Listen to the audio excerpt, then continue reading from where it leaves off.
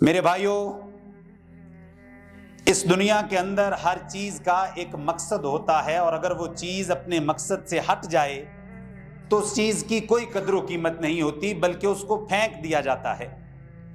جس طرح کہ یہ مائک جو میرے منہ کے ساتھ لگا ہوا ہے، اگر یہ آواز کو بلند نہ کرے تو اس بوجھ کو کبھی بھی میں اٹھا کر 30 منٹ کے لیے کھڑا نہ ہوں گا، بلکہ میں اس کو اتار کر پھینک دوں گا۔ بالکل اسی طرح اللہ تعالیٰ نے جو رمضان کے روزے میرے اور آپ کے اوپر فرض کیے ہیں، جو میں اور آپ پچھلے 30 سالوں سے، کوئی 40 سالوں سے، کوئی 50 سالوں سے یہ رمضان کے روزے رکھ رہا ہے، لیکن کیا کبھی میں نے اور آپ نے غور کیا تنہائی میں بیٹھ کر، یار یہ کیا بات ہے کہ 40 سال سے روزے رکھنے والا مسلمان کیا اس مقصود اور مطلوب کو حاصل کر سکا ہے کہ جس کے لیے بادشاہ نے یہ روزے رکھے تھے؟ لعلکم تتقون، آپ نے بڑی کثرت سے یہ آیت سنی ہوگی کہ اللہ نے ایمان والوں پر روزے فرض کیے جیسے پہلوں پر فرض کیے تھے، لیکن مقصد پہلوں کی باری بھی وہی تھا جو مقصد بعد میں آنے والوں کے لیے ہے، لعلکم تتقون، تاکہ تمہارے دل کے اندر تقوی پیدا ہو جائے۔ لیکن میرے بھائیو، سوال پیدا ہوتا ہے، یہ تقوی پیدا کہاں پر ہوتا ہے؟ یہ تقوی کس چیز کا نام ہے؟ میں یہ بات آج نہیں کر رہا، میں تو یہ بھائیوں کے آگے ایک درد دل رکھ رہا ہوں کہ اگر زمین ہی بنجر ہو، زمین ہی سخت ہو، آپ جتنی مرضی ہری بھری فصل کا بیج ڈال لیں، وہ بیج کبھی بھی تناور پودا بن نہیں سکتا۔ میں آج اس زمین کی بات کرنے والا ہوں کہ جس زمین کے اوپر اس تقوی کے بیج نے نشو نما پانی تھی، اور میں نہیں کہتا، کائنات کے امام نے کہا، اے لوگو سن لو، التقوی ہا ہنا، التقوی ہا ہنا، 3 مرتبہ آمینہ کے لال نے فرمایا، وہ لوگو تقوی تو اس دل کے اندر ہوتا ہے، تقوی کی جگہ تو یہ دل ہے، اگر تو اس دل کے اندر تقوی ہے تو پھر مبارک ہو۔ لیکن سوال پیدا ہوتا ہے، کیا میں نے اور آپ نے ان 40 سالوں کے سفر میں کیا اپنے دل کی زمین کو تیار کیا کہ رمضان کے بعد تقوی پیدا ہو جائے؟ ہماری زبان کے اندر دل کو صرف دل کہتے ہیں، عربی زبان کے اندر دل کے لیے قرآن میں 2 لفظ استعمال ہوئے ہیں۔ ایک لفظ استعمال ہوا ہے قلب، قلب کے پھر 2 مطلب ہیں، ایک مطلب ہوتا ہے الٹا لٹکا ہوا، اور دوسرا مطلب ہوتا ہے جو اپنی جگہ کو بدلتا رہتا ہے، یعنی کبھی سکڑتا ہے کبھی پھیلتا ہے، اسی سے لفظ نکلا انقلاب، تبدیلی۔ تو میرے بھائیوں، قلب جو ہمارا عام حالت کے اندر ہے، جو ابھی آپ کا ہے اور ابھی میرا ہے، لیکن قرآن میں ایک دل کی دوسری کیفیت بھی بیان ہوئی ہے، وہ کیا ہے؟ وَأَصْبَحَ أُمِّ مُوسَى وَأَصْبَحَ فُؤَادُ أُمِّ مُوسَى فَارِغًا۔ اللہ کہتے ہیں کہ جب حضرت موسیٰ علیہ السلام کی والدہ نے اپنے بیٹے کو دریا کے اندر کیا تو ان کا دل اس وقت مضطرب ہو گیا، تو یہاں پر اللہ نے دل کے لیے قلب کا لفظ استعمال نہیں کیا بلکہ فؤاد کا لفظ استعمال کیا۔ ایک دوسرے مقام پہ اللہ پھر فرماتے ہیں التی تطلع علی الافئدہ، کہ کل قیامت کے دن جو میں آگ تمہارے اوپر مسلط کروں گا وہ تمہارے دلوں پر چڑھ جائے گی۔ اس کا مطلب جب آگ چڑھتی ہے تو دل پھر مضطرب ہوتا ہے، پریشانی کا عالم ہوگا قیامت کے دن، تو دل عام حالت میں نہیں ہوگا بلکہ مضطرب ہوگا، پریشان ہوگا۔ یہاں پر اللہ نے پھر فؤاد کا لفظ استعمال کیا ہے۔ ایک اور مقام پہ اللہ قرآن میں لفظ استعمال کرتے ہیں ان السمع والبصر والفؤاد کل اولئک کان عنہ مسئولا۔ اللہ کہتے ہیں یہ جو دل تمہارا دنیا کی خاطر مضطرب ہوتا رہتا ہے، تم دنیا کی خاطر پریشان ہوتے رہتے ہو، دل بے چین ہوتا رہتا ہے، اللہ فرماتے ہیں کل قیامت کے دن میں دل کی اس دھڑکن اور کیفیت کے بارے میں بھی تم سے سوال کروں گا۔ اور دوسرا دل میرے بھائیوں، جو قلب میرا اور آپ کا ہے، اس کے بارے میں اللہ کیا فرماتے ہیں؟ انما المؤمنون الذین اذا ذکر اللہ وجلت قلوبہم، کہ یہ جو عام بندوں کے دل ہوتے ہیں، یہ دل اللہ کے خوف سے تھر تھر کانپنے لگ پڑتے ہیں جب وہ اللہ کی آیات کو سنتے ہیں۔ اس کا مطلب یہ ہوا، اگر میں اور آپ اپنے دل کو اس حد تک نشو نما دے چکے ہیں کہ وہ قرآن کی آیات کو سننے کے بعد تھر تھر کانپنے لگ پڑتا ہے، پھر تو مبارک ہو اے مسلمانوں، تمہارا وہی دل ہے جس دل کی طرف اللہ دیکھتا ہے۔ اور پھر اللہ کے نبی فرماتے ہیں ان اللہ لا ينظر الى صورکم واموالکم، اے آدم کے بیٹو، اللہ تمہارے دلوں کی طرف دیکھتا ہے، تمہارے چہروں اور تمہارے مالوں کی طرف اللہ نہیں دیکھتا، ولکن ينظر الى قلوبکم واعمالکم، اللہ تمہارے چہروں کی طرف نہیں دیکھتا، اللہ تمہارے داڑھیوں کے طول سے دھوکہ نہیں کھاتا، اللہ تمہاری شلوار ٹخنوں سے اوپر کرنے سے دھوکہ نہیں کھائے گا، وَلَكِنْ يَنْظُرُ إِلَىٰ قُلُوبِكُمْ، اللہ تمہارے دل پر دیکھتا ہے، اس کی نظر صرف تمہارے دل کے اوپر ہے۔ اسی لیے اللہ کے نبی نے فرمایا إِنَّ فِي الْجَسَدِ مُضْغَةً إِذَا صَلَحَتْ صَلَحَ الْجَسَدُ كُلُّهُ وَإِذَا فَسَدَتْ فَسَدَ الْجَسَدُ كُلُّهُ أَلَا وَهِيَ الْقَلْبُ۔ اللہ کے نبی نے فرمایا لوگوں سن لو، جسم کے اندر ایک لوتھڑا ہے، اگر وہ ٹھیک ہو گیا تمہارا سارا جسم ٹھیک ہو گیا، اگر وہ خراب ہو گیا تمہارا سارا وجود خراب ہو گیا۔ اللہ، خبردار، سن لو، ہوشیار، وہی القلب، وہ تمہارا دل ہے۔ یعنی اگر تو یہ دل ٹھیک ہے تو مبارک ہو میرے بھائیوں۔ اب سوال پیدا ہوتا ہے اس دل کی کیفیت بدلتی کیسے ہے؟ اللہ کے نبی نے پھر فرمایا تُعْرِضُ الْفِتَنُ عَلَى الْقُلُوبِ كَالْحَصِيرِ عُودًا عُودًا فَأَيُّ قَلْبٍ أُشْرِبُهَا نُقِطَ فِيهِ نُقْطَةٌ سَوْدَاءُ وَأَيُّ قَلْبٍ أَنْكَرَهَا نُقِطَ فِيهِ نُقْطَةٌ بَيْضَاءُ۔ اور لوگوں جب تم ایک گناہ کرو گے تمہارے دل کے اوپر ایک سیاہ نقطہ لگے گا۔ ایسے نہیں ہے کہ دل پہ اثر نہیں ہوتا، تم ایک جھوٹ بولو گے تمہارے دل پر ایک نقطہ لگے گا، تم سود کا ایک نوالا کھاؤ گے تمہارے دل پر پھر ایک نقطہ لگے گا، تم لڑکیوں کی طرف آنکھ اٹھا کر دیکھو گے تمہارے دل پر نقطہ لگے گا، تم غیبت کرو گے تمہارے دل پر نقطہ لگے گا۔ اور پھر آمینہ کے لال نے فرمایا یہ نقطے لگتے جاتے ہیں۔ آدم کا بیٹا چلنے میں بالکل ٹھیک ہے، نوکری کر رہا ہے، کاروبار کر رہا ہے، لیکن دل پر نقطے لگتے جا رہے ہیں۔ پھر آپ نے فرمایا دل کالا سیاہ ہو جاتا ہے۔ پھر اللہ کا قرآن کہتا ہے کلا بل ران علی قلوبہم، اے نبی ان کو بتا دیں یہی وہ دل ہے جس کے اوپر زنگ چڑھ جاتا ہے، وہ کالے دبے لگ لگ لگ لگ کے دل کے اوپر پھر زنگ لگ جاتا ہے۔ اسی لیے مجاہد رحمہ اللہ فرماتے ہیں کہ صحابہ کرام رضوان اللہ علیہم اجمعین اپنے دل کو ہاتھ کی ہتھیلی سے سمجھا کرتے تھے۔ غور کیجئے میرے بھائیوں، میرے ہاتھ کی طرف دیکھیے گا، صحابہ کرام ہاتھ پورے سے دل کو سمجھا کرتے تھے۔ مجاہد رحمہ اللہ فرماتے ہیں جب ایک گناہ آدم کا بیٹا کرتا ہے تو ایک انگلی مڑ جاتی ہے، پھر دوسری، پھر تیسری، پھر چوتھی، پھر ہتھیلی سکڑنا شروع ہوتی ہے، اور اس طرح کرتے کرتے کرتے ایک دن آتا ہے کہ اس کی مٹھی بند ہو جاتی ہے، اور پھر اللہ قرآن میں کہتے ہیں ختم اللہ علی قلوبہم، اے نبی اب ان کے دلوں پر میں نے موریں لگا دی ہیں۔ یہ لوگوں کے سامنے حاجی صاحب ہے، لوگوں کے سامنے داڑھی کو تیل لگا کے آتا ہے، لوگوں کے سامنے 1000 2000 روپیہ دے کر اپنے آپ کو سخی سمجھتا ہے، لیکن حقیقت میں اس کے دل کے اوپر اللہ نے مہر کو ثبت کر دیا ہے۔ ختم اللہ علی قلوبہم، پھر اس کا دل مر چکا ہے۔ عبد الملک بن مروان نے پوچھا حضرت سعید رحمہ اللہ سے کہ میں نیکی کرتا ہوں تو پھر بھی مجھے فرق نہیں پڑتا، میں گناہ کرتا ہوں مجھے پھر بھی کوئی فرق نہیں پڑتا۔ تو حضرت سعید رحمہ اللہ فرماتے ہیں تمہارا دل مر چکا ہے، اس کے جنازے کا اعلان کر دو۔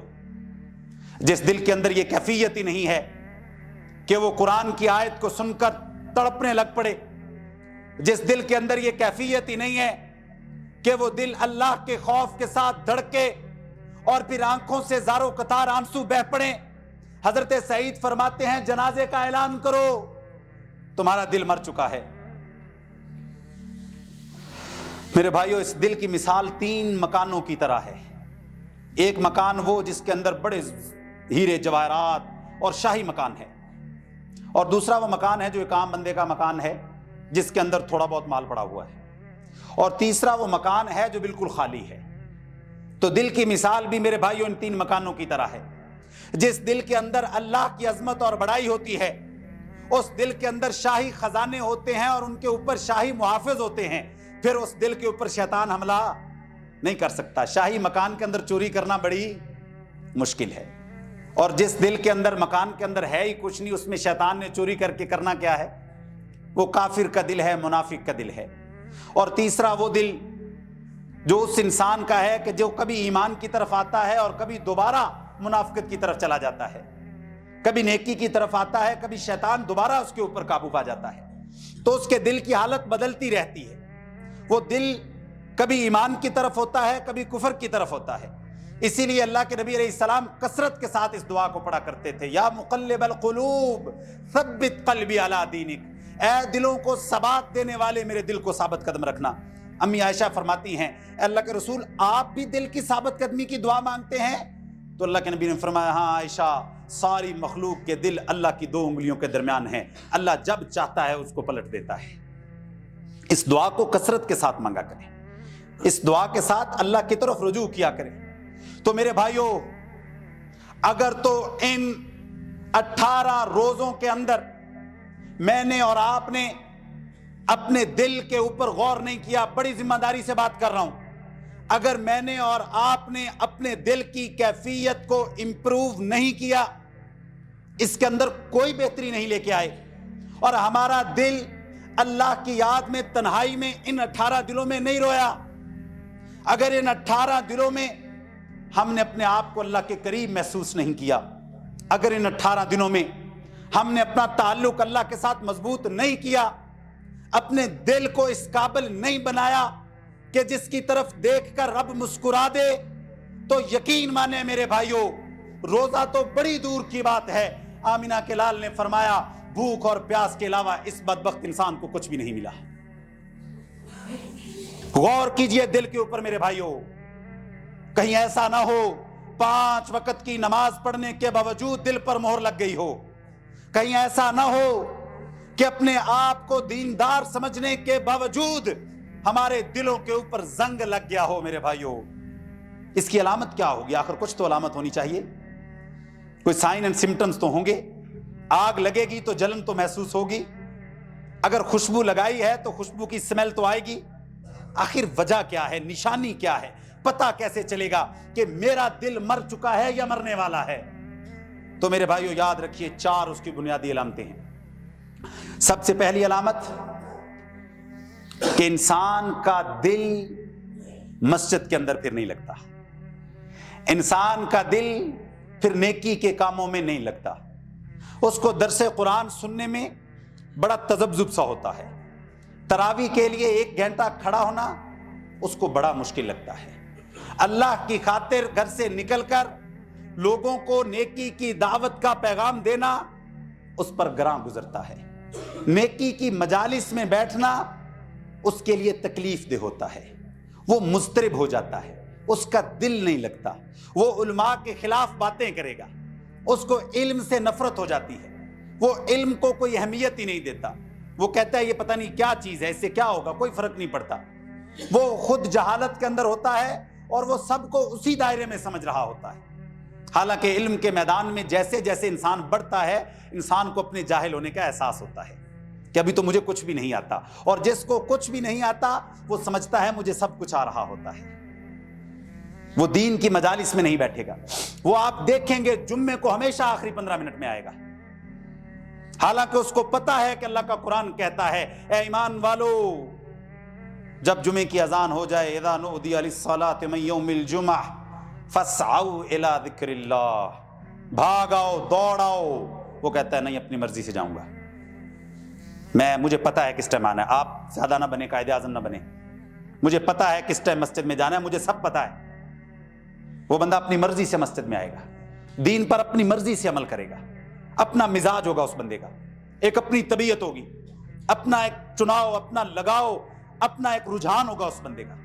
آپ اسے قرآن کی آیت اور نبی کا فرمان پیش کریں گے، وہ چونکہ چنانچہ اگر مگر کر کے بات کو ٹالے گا، وہ کہے گا بات تو ٹھیک ہے لیکن ماننا بڑا مشکل ہے، لوگ کیا کہیں گے، بات تو ٹھیک ہے لیکن اس پر عمل کرنا آج کے دور میں بڑا مشکل ہے۔ تو میرے بھائیو، پہلی نشانی یہ اس بندے کی ہوگی کہ جس بندے کا دل گناہوں کے زنگ کی وجہ سے مردہ ہونے کے قریب ہوگا۔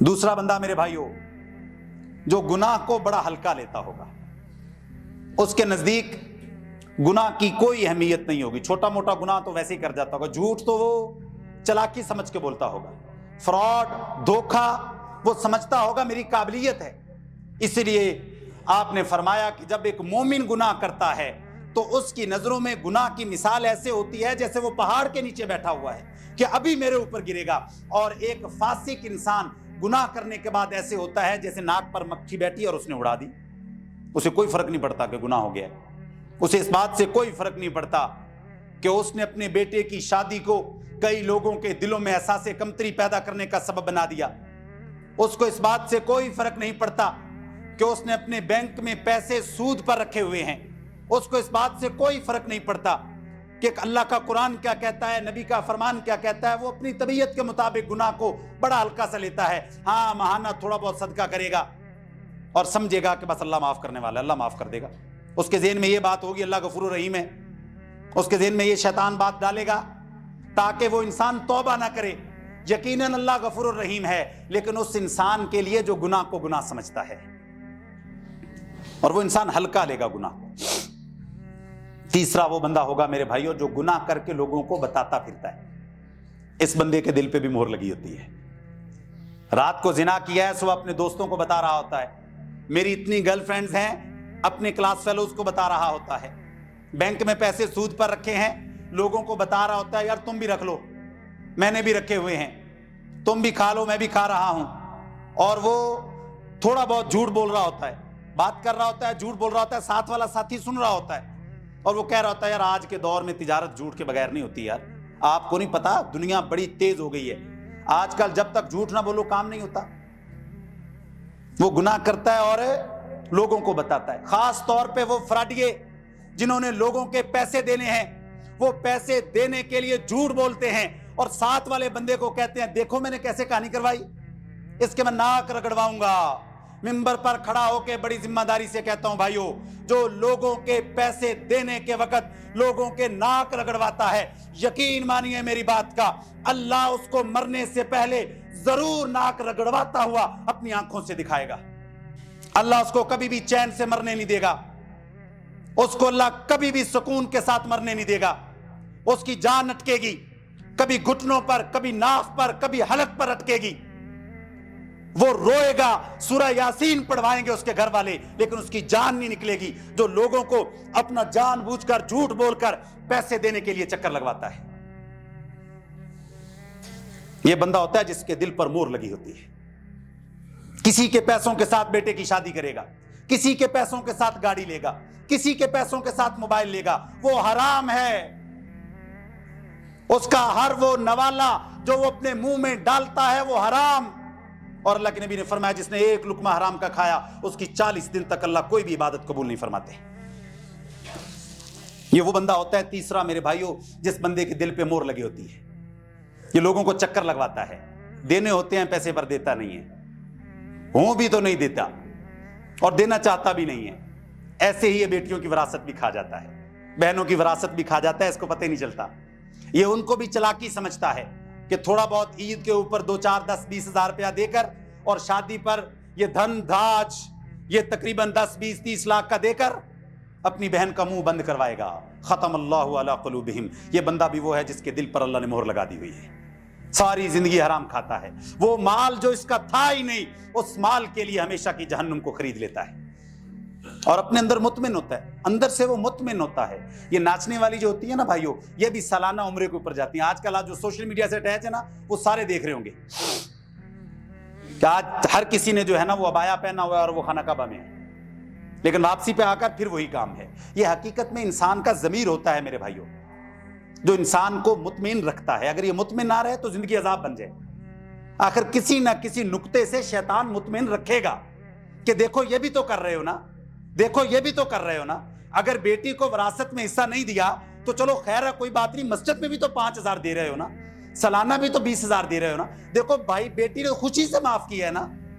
تو میرے بھائیو یہ وہ باتیں ہوتی ہیں جو شیطان مطمئن رکھتا ہے، اور یقین مانیں ہمارے معاشرے کا 80% طبقہ شیطان کے اسی مطمئن کردہ جال کے اندر ہے۔ کوئی بندہ نماز نہیں پڑھ رہا وہ مطمئن اندر سے، دیکھو میں جھوٹ تو نہیں بولتا، کوئی بندہ روزہ نہیں رکھ رہا وہ کہتا ہے دیکھو میں زنا تو نہیں کرتا، میں رشتہ داروں کے ساتھ تو اچھا سلوک کرتا ہوں نا، تھوڑا بہت گناہ ہے اللہ وہ بھی معاف کرے گا انشاءاللہ، اللہ غفور الرحیم ہے۔ تو میرے بھائیو یہ وہ کیفیات ہیں انسان کی، اللہ جانتا ہے میرے بھائیو، اپنے دل کی کیفیت پر غور کریں، یہ ساری دل کی کیفیات ہیں۔ اگر ان میں سے کوئی ایک کیفیت بھی ہے میرے بھائیو، یقین مانے پھر اس دل کے اندر تقویٰ کا بیج نشو نما نہیں پائے گا جو اللہ پیدا کرنا چاہتے ہیں۔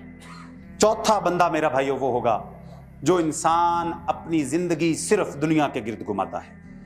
اس کی زندگی کا صرف ایک مقصد ہوتا ہے کہ چھوٹے مکان سے بڑا مکان، چھوٹی گاڑی سے بڑی گاڑی، چھوٹی دکان سے بڑی دکان، ایک منزل سے دو منزل، دو منزل سے تین منزل، ایک پلاٹ سے دو پلاٹ، دو پلاٹ سے تین پلاٹ۔ اس انسان کی زندگی بیل کی طرح صرف اس دنیا کے گرد گھومتی ہے۔ میں نہیں کہتا، اللہ کا قرآن کہتا ہے قُلْ هَلْ نُنَبِّئُكُمْ بِالْأَخْسَرِينَ أَعْمَالًا، اے میرے نبی کیا میں آپ کو نہ بتاؤں؟ آپ کہہ دیجئے کیا سارے لوگوں میں سے، سارے مسلمانوں میں سے سب سے زیادہ خسارے والا بندہ کون ہے؟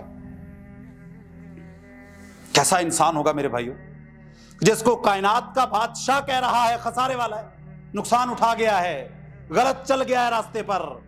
الذین ضل سعیہم فی الحیات الدنیا وہم یحسبون انہم یحسنون صنعا، اے میرے پیغمبر یہ وہ بندہ ہے جو دنیا کے اندر اپنی زندگی کو لگا دیتا ہے۔ وہم یحسبون، کیسا اللہ کی قسم قرآن کا الفاظ ہے، وہم یحسبون، اور وہ حساب لگاتا ہے، انہم یحسنون صنعا، اور وہ حساب لگاتا ہے میں تو بہت ٹھیک کر رہا ہوں، یار میں بڑا سیانہ ہوں۔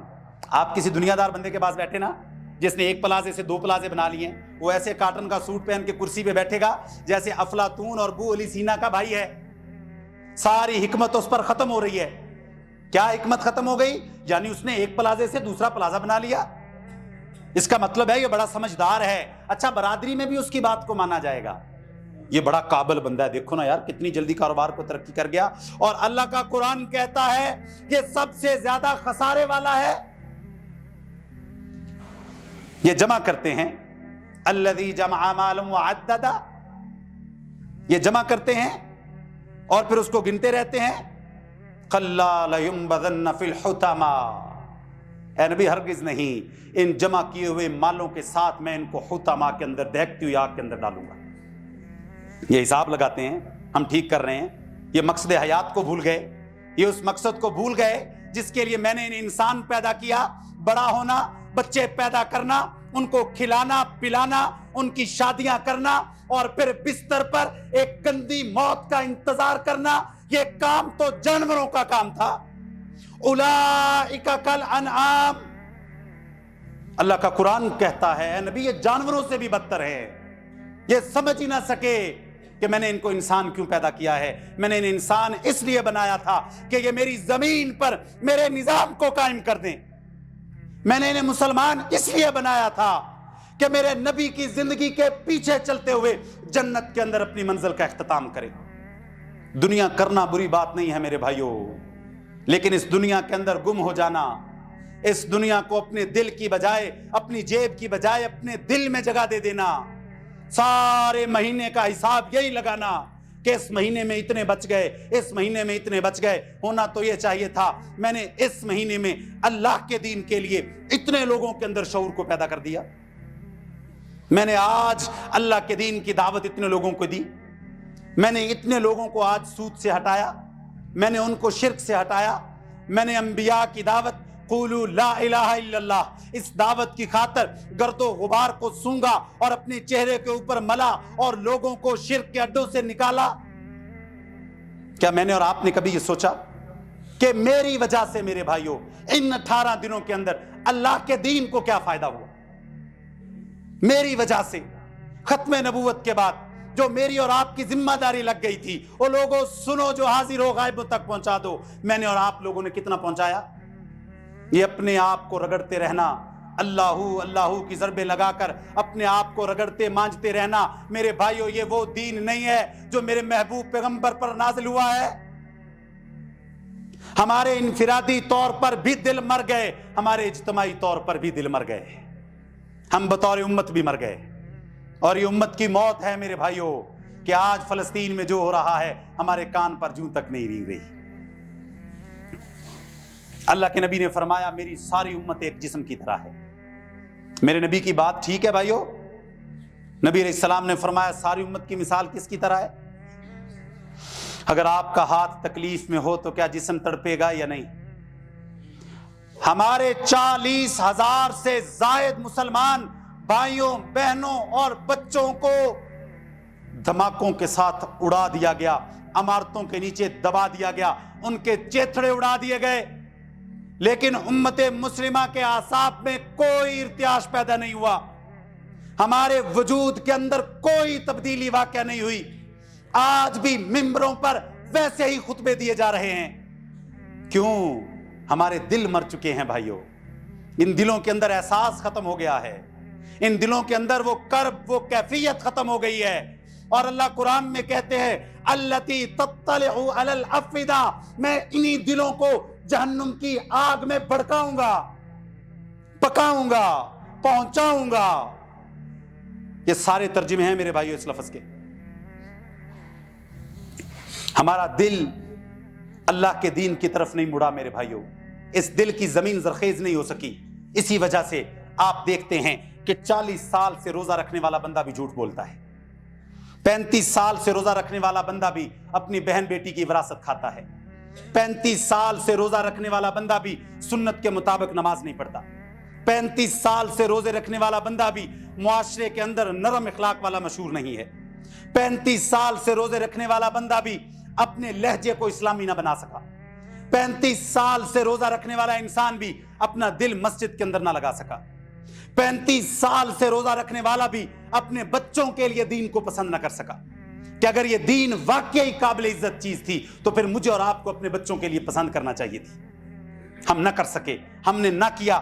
آج میرے بھائیوں آئیں میرے ساتھ چلیں، سارے مدارس میں چکر لگائیں، آپ کو سارے غریب غربا کے بچے ملیں گے، معذور بچے ملیں گے، کند ذہن بچے ملیں گے، جو پڑھنے کے قابل نہیں تھے ان کو مدارس کے اندر بھیجا گیا ہے۔ میں نے اور آپ نے اپنے ذہین بچے اللہ کے دین کو نہیں دیے، اور جو خاندان کھاتے پیتے ہیں انہوں نے تو بالکل نہیں دیے۔ کیوں میرے بھائیوں؟ ہم نے سمجھا کہ دین صرف غریبوں کا کام ہے، ہم نے دین کبھی سمجھنا چاہا ہی نہیں، اور پھر اس کا نتیجہ یہ ہوا کہ اللہ نے ہمیں سمجھانا بھی نہیں چاہا۔ اللہ کہتے ہیں نسوا اللہ فنسیہم، تم بھولتے ہو میں بھی تمہیں بھول جاتا ہوں، تم میرے راستے سے منہ ہٹاتے ہو تو فلما ذاغوا اذاغ اللہ قلوبہم، تم دل کو موڑتے ہو میں خود تمہارا دل موڑ دیتا ہوں۔ اور پھر کیا اللہ قرآن میں فرماتے ہیں ان اللہ یحول بین المرء وقلبہ، پھر اللہ تعالی خود انسان اور اس کے دل کے درمیان میں رکاوٹ بن جاتا ہے، اور جس کے دل کے درمیان اور اس بندے کے درمیان خود رب رکاوٹ بن جائے وہ دل کہاں ہدایت لے گا بھائیو؟ یہ ہمارا دین کے ساتھ تعلق ہے بھائیو۔ آج چکر لگائیے گا اپنے قریبی مدرسے میں اور پوچھئے گا مڈل کلاس لوگوں کے کتنے بچے ہیں، اپر مڈل کلاس کے کتنے بچے ہیں، وی آئی پی کلاس کے کتنے بچے مدرسے میں پڑھ رہے ہیں، نظر ہی نہیں آئیں گے بھائیو۔ یہ ہمارا سلوک ہے اللہ کے دین کے ساتھ۔ اور پھر جو ذلت اور رسوائی میرے اور آپ کے اوپر آج ثبت ہے، اس کا قصوروار کسی کو مت ٹھہرائیے۔ ہمارے دل میرے بھائیو اللہ کے دین سے دور ہیں، اور اس کا نتیجہ یہ نکلا کہ حسد، بغض اور کینے میں بھرے ہوئے۔ نمازیوں کے درمیان کے اندر میرے بھائیو حسد ہے، مسجد کی انتظامیہ کے درمیان میں حسد ہے میرے بھائیو، مقابلہ ہے، مسجد کے نمازیوں کے درمیان میں حسد ہے، منافقت ہے بھائیو۔ 40 سال سے روزے رکھنے والا انسان اپنے دل کو اس حسد کے گند سے پاک نہ کر سکا تو میرے بھائیو ذرا غور کیجئے گا، جو رمضان کے روزے آپ کو غیبت، چغلی، جھوٹ چھوڑنے پر مجبور نہ کر سکے، جو رمضان کے روزے آپ کو ناحق مال کھانے سے روک نہیں سکے، جو رمضان کے روزے آپ کا قرب اللہ کے ساتھ نہ بڑھا سکے، جو رمضان کے روزے آپ کا دل مسجد کی طرف نہ لگا سکے، میں بڑی ذمہ داری سے کہتا ہوں یہ والے رمضان کے روزے آپ کو جہنم کی آگ سے بھی نہیں بچا پائیں گے۔ غلط فہمی میں نہ رہیے گا، وہ دین جو آپ نے میٹھا میٹھا سا سنا ہے وہ دین مجھے قرآن و سنت میں نہیں ملا۔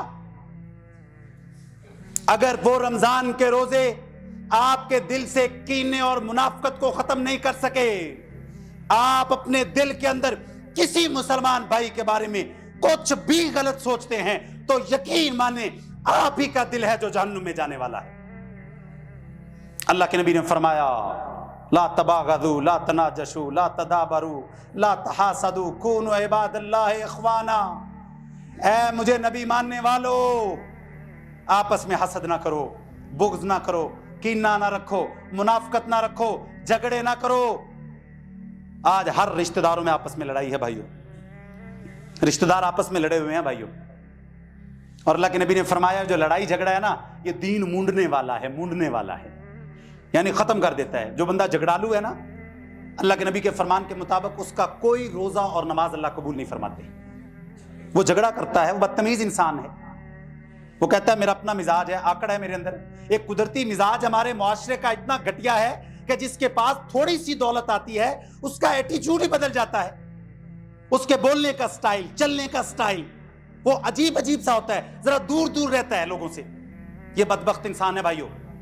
اللہ کے نبی نے فرمایا من کان حینا لینا قریبا حرمہ اللہ علی النار، جو لوگوں کے قریب رہتا ہے اللہ نے اس شخص کے اوپر جہنم کو حرام کر دیا ہے، جو لوگوں کے ساتھ مل کر رہتا ہے۔ حضرت سعد بن مالک مسجد میں آتے ہیں، اللہ کے نبی ممبر پر بیٹھے ہیں، تو حضرت سعد بن مالک کے بارے میں اللہ کے نبی نے فرمایا جو داخل ہوگا وہ جنتی ہے۔ حضرت سعد بن مالک آتے ہیں۔ دوسرے دن آپ نے پھر فرمایا جو مسجد میں آئے گا وہ جنتی ہے۔ حضرت سعد بن مالک پھر آتے ہیں۔ تیسرے دن نبی علیہ السلام نے فرمایا جو داخل ہوگا وہ جنتی ہے۔ تو تیسرے دن پھر سعد بن مالک آتے ہیں رضی اللہ تعالیٰ عنہ۔ حضرت عبداللہ بن عمر دیکھتے ہیں کیسا خوش قسمت انسان ہے کہ 3 دن نبوت کی زبان سے جنت کی بشارت ہے۔ تو حضرت عبداللہ بن عمر 3 دن ان کے گھر میں مہمان بن کر جاتے ہیں اور جا کر کہتے ہیں کہ میں آپ کے گھر میں 3 دن رہوں گا، میرے گھر کے اندر کوئی مسئلہ ہے۔ اور 3 دن رہنے کے دوران وہ نوٹ کرتے ہیں کہ یہ حضرت سعد بن مالک کیسی عبادت اور کس نہج پر عبادت کرتے ہیں۔ تو حضرت عبداللہ بن عمر دیکھتے ہیں کہ آپ کوئی بہت زیادہ عبادت نہیں کرتے، وہ نارمل نماز ہے، رات کے وقت تہجد ہے اور نارمل معمولات ہیں۔ تو حضرت عبداللہ بن عمر جاتے ہوئے پوچھتے ہیں اے سعد بن مالک، میں نے اس وجہ سے 3 دن آپ کے گھر میں قیام کیا ہے کہ میں یہ دیکھنا چاہ رہا تھا کہ آپ کون سا ایسا عمل کرتے ہیں کہ جس کی وجہ سے 3 دن آپ کو جنت کی بشارت ملی ہے۔ تو حضرت سعد بن مالک کہتے ہیں وہی عمل ہیں جو آپ نے دیکھے ہیں، ہاں ایک عمل ہے کہ میں اپنے دل کے اندر کسی مسلمان کے بارے میں حسد کینہ اور بغض نہیں رکھتا۔ تو حضرت عبداللہ بن عمر کہتے ہیں ہاں اب میں سمجھ گیا، یہی وہ عمل ہے جس کی وجہ سے تجھے 3 مرتبہ جنت کی بشارت ملی۔ ہماری چچا کے بیٹے کے ساتھ لڑائی ہے اور ہم یہ سمجھتے ہیں کہ زیادتی اس کی ہے، مسئلہ تو خراب ہی ادھر سے ہوا ہے میرے بھائیوں۔ اللہ کی قسم یہ رمضان کے روزے نہیں لے کے جائیں گے جنت میں، یہ غلط فہمیاں دلوں سے نکالیے، یہی تو اعلیٰ اخلاق ہے۔ یہ کدھر سے آپ نے سن لیا کہ اس کی زیادتی ہے تو وہ معافی مانگے گا؟ جو دین میرے نبی پر نازل ہوا ہے اس کے اندر اگر آپ کے ساتھ زیادتی ہے آپ معافی مانگیں گے، اللہ آپ کو اعلیٰ اخلاق کے درجے پر فائز کر دے گا، اللہ آپ کے دل کو دیکھ کر مسکرا دے گا۔ اور اللہ کے نبی نے فرمایا جو حق پر ہونے کے باوجود جھگڑا چھوڑ دیتا ہے، یہ وہی ہوتا ہے نا جس کے ساتھ زیادتی ہوئی ہوتی ہے، جو بار بار کہتا ہے میں نے صلح نہیں کرنی کی، زیادتی اس دی آسی۔ اللہ کے نبی نے فرمایا جو حق پر ہونے کے باوجود چھوڑ دیتا ہے جھگڑا، میں اس کو جنت کے اندر محل کی ضمانت دیتا ہوں۔ تو میں نے اور آپ نے کبھی اس ضمانت کو لیا ہے؟ ہماری ایک اکڑ ہے بھائیو، ایک مزاج ہے، ایک طبیعت ہے۔ اللہ کی قسم میرے بھائیو آخری بات ہے، اپنے اس مزاج کو، اپنی طبیعت کو، اپنی میں کو، اپنے میرے کو میرے بھائیو خدا را دفن کر دیں تو یقین مانیں آپ اپنی زندگی کے اندر اپنی آنکھوں کے ساتھ اللہ کی رحمت کو دیکھیں گے۔ حقیقت میں ہم نے اپنا آپ اللہ کے سپرد نہیں کیا میرے بھائیو۔ مسئلے کی جڑ یہ ہے، ہم نے کلمہ پڑھا ہے لیکن کلمے کا جو مفہوم تھا کہ ہم اپنا وجود اللہ کے سپرد کر دیں، ہم نے وہ اللہ کے سپرد نہیں کیا میرے بھائیو۔ صحابہ کرام نے صرف اپنا وجود نہیں سپرد کیا تھا۔ اللہ اکبر، اللہ اکبر۔ حضرت علی رضی اللہ تعالیٰ عنہ، اللہ کے نبی علیہ السلام نے ایک ہی بار زندگی میں حج کیا۔ حضرت علی رضی اللہ تعالیٰ عنہ اس حج کے دوران میں دور سفر پر تھے، تو حضرت علی واپس آتے ہیں مدینے میں تو ان کو پتہ چلتا ہے کہ نبی علیہ السلام حج کے لیے روانہ ہو چکے ہیں۔ تو حضرت علی رضی اللہ تعالیٰ عنہ بھی حج کے لیے چلے جاتے ہیں، میقات پر پہنچ کر احرام باندھتے ہیں، اور احرام باندھنے کے بعد حج 3 قسم کا ہوتا ہے، ایک حج کی قسم کا احرام باندھتے ہیں اور احرام باندھ کر نبی علیہ السلام کے ساتھ جا کر شامل ہو جاتے ہیں۔ نبی کا کلمہ پڑھنے والوں، صحابہ کرام کا ذرا مزاج، طبیعت اور لگاؤ اس کائنات کے امام کے ساتھ دیکھیے گا۔ اللہ کے نبی پوچھتے ہیں اے علی تو نے بھی حج کا احرام باندھا ہے، میقات سے باندھا ہے، تو بتا تو صحیح तूने इन 3 हज की किस्मों में किस नीयत के साथ एहराम बांधा है। मैं कुर्बान जाऊं हजरत अली के अल्फाज पर, अगर उनको सोने के पानी से लिखा जाए अल्लाह की कसम हक अदा नहीं होता, फिर लिखा जाए फिर हक अदा नहीं होता। हजरत अली ने फरमाया आका अली कौन होता है कि वो अपनी नीयत के साथ एहराम बांधे। मैंने मीकात पर खड़े होकर एहराम जब बांधा था तो मैंने ये अल्फाज अदा किए थे, ऐ अल्लाह मैं उस नीयत पर एहराम बांध रहा हूं जिस पर मेरे पैगंबर ने एहराम बांधा है। उन अजीम हस्तियों ने तो अपनी नीयतें भी कायनात के इमाम के हवाले कर दी थी। मैं और आप अपना मिजाज अल्लाह के हवाले नहीं कर पाते, हम नबी के हवाले अपना मिजाज नहीं कर पाते। मेरे नबी को लोग पत्थर मारते हैं, मेरे नबी दुआ देते हैं। मेरे नबी के साथ लोग बदतमीजी करते हैं, मेरे नबी उनको दुआ देते हैं। एक बद्दू आता है, मेरे नबी की गर्दन में कपड़ा डालकर उसको बल देता है, मेरे नबी की आंखें सुर्ख हो जाती हैं और मेरे नबी उस कपड़े को हटाकर ये नहीं कहते तूने मुझे क्यों इतना ज्यादा जोर के साथ दबाया है। मेरे नबी सहाबा को कहते हैं जितना माल पड़ा है सारा इसको दे दो। और मैं और आप पता नहीं कौन सा कलमा पड़ा है, कौन सा दीन है हमने पढ़ा है, किस मौलवी से हमने दीन सुना है। खुदारा मेरे भाइयों अल्लाह का वास्ता देकर कहता हूं अपना मिजाज बनाइए, इस दिल पर गौर कीजिए, इस दिल पर नजर कीजिए। इस दिल पर सिर्फ आप ही की नहीं बल्कि आपके साथ साथ इस कायनात के बादशाह की भी नजर है। और मेरे भाइयों याद रखें अपने दिलों को पाक कीजिए, इस दिल के अंदर से ये सारे बुग़्ज़, हसद, कीना, मुनाफिकत, नफरत निकालिए। उसके बाद अल्लाह के आगे सजदे में रोइए और फिर देखिए अल्लाह आपको ख्वाब में क्या दिखाता है। लोग कहते हैं ख्वाब में दीदार नहीं होता, इस वजह से नहीं होता क्योंकि गंदे बर्तन के अंदर साफ दूध डाला नहीं जाता। लोग कहते हैं दीदार नहीं होते, इस वजह से नहीं होते कि अगर खुशबू की डब्बी बंद हो तो फिर खुशबू नहीं आती। लोग कहते हैं कि दीदार नहीं होते, सुकून नहीं आता, गंदी नाली के अंदर कभी भी गुलाब का फूल नहीं उगता। खुदारा मेरे भाइयों इस दिल को पाक कीजिए, अल्लाह की तरफ अपना रुजू मोड़िए, नबी की बात के आगे गर्दन को झुकाइए, फिर सजदे में गिरिए, आंखों से आंसू को गिराइए। और मैं कुर्बान जाऊं आमिना के लाल ने फरमाया फिर कुछ बंदे ऐसे होते हैं जो अल्लाह पर अगर भूल कर भी कसम डाल लें तो अल्लाह उनकी कसम की लाज रखते हैं, अल्लाह फिर उनकी कसम को मोड़ते नहीं हैं। इस दिल की सफाई मेरे भाइयों दौलत को खर्च करके भी कीजिए। हमारे मुआशरे में यह भी एक अजीब तर्ज है, हम अल्लाह के रास्ते में जब खर्च करते हैं हम समझते हैं कि खर्च करने के साथ 5-10 हज़ार रुपया खर्च किया जाता है। यकीन माने हजरत उस्मान रज़ी अल्लाह ताला अन्हु 900 ऊंट और 100 घोड़े एक मजलिस में देते हैं। और याद रखें ये दौलत का खर्च करना, इसके पीछे फलसफा क्या है, कभी इस पे गौर करें। इसका फलसफा ये है कि जो चीज इंसान छोड़ता है ना जिंदगी में, जो चीज इंसान छोड़ देता है, फेंक देता है, निकाल देता है, इसका मतलब ये होता है उसके दिल में उसकी अहमियत नहीं है। हमारी जेब से अल्लाह के रास्ते में 500 हज़ार से ऊपर कभी नहीं निकले। हमने कभी, मेरे भाइयों गौर करें, बिजली का बिल मस्जिद का आए, मैंने और आपने कभी बिल से पहले आकर मरकज में बात की हो कि यार इस मर्तबा का बिल मैं दूंगा, सारा मैं दूंगा, कभी जिंदगी में कहा हो? नहीं मेरे भाइयों, हमारा वो मिजाज बन गया 500 हज़ार वाला। खुदारा मेरे भाइयों अल्लाह के रास्ते में दिल खोल कर खर्च किया करें, अपनी हैसियत से ज्यादा किया करें। ये अल्लाह ताला सिर्फ ज़कात नहीं मांगते, मैल कुचैल अल्लाह नहीं मांगता। अल्लाह ताला पहली आयत में जो कुरान में बयान करते हैं अल्लज़ीना युनफ़िक़ूना, वो इन्फाक करते हैं, वो सिर्फ ज़कात नहीं देते, वो खुला खर्च करते हैं।